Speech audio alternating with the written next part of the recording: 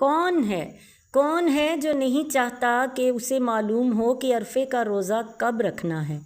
2 سال کے گناہ معاف ہو جائیں گے، 1 سال کے پچھلے اور 1 سال کے اگلے۔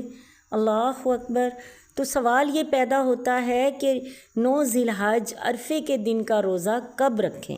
تو حدیث شریف میں ہے، عرفے کے روزے کے بارے میں آپ صلی اللہ علیہ وسلم سے سوال کیا گیا تو آپ نے فرمایا، اللہ تعالیٰ ایک دن کا روزہ رکھنے سے 2 سال کے گناہوں کو معاف فرما دیتے ہیں، اور میرا گمان ہے کہ اللہ تعالیٰ اس بندے کے 2 سال کے گناہ معاف فرمائیں گے، جو سال گزر چکا ہے اور جو سال جاری ہے۔ سوال یہ ہے کہ عرفے کا روزہ کس دن رکھیں؟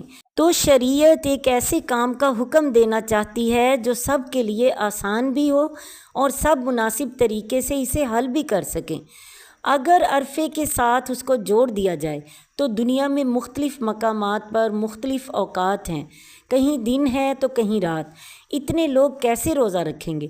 تو ہر علاقے کی جس طرح نماز کے اوقات میں فرق ہے، اسی طرح ہر ملک میں عرفے کا روزہ بھی مختلف دنوں میں چاند کے حساب سے ہے۔ کچھ لوگ کہتے ہیں روزہ جو ہے عرفے کا مکہ میں میدان عرفات کے مقام پر، اور جب حاجی میدان عرفات میں جاتے ہیں تو وہ روزہ نہیں رکھتے۔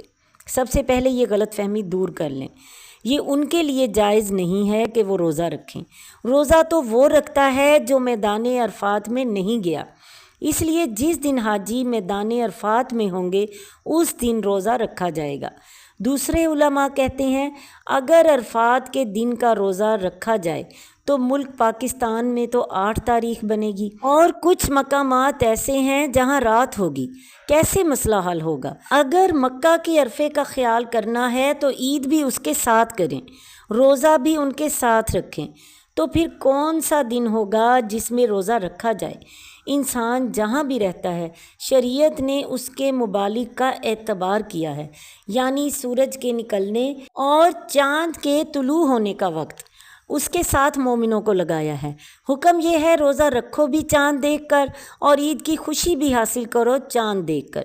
اسی لیے تو ذی الحجہ کا روزہ عرفے کا روزہ ہوگا۔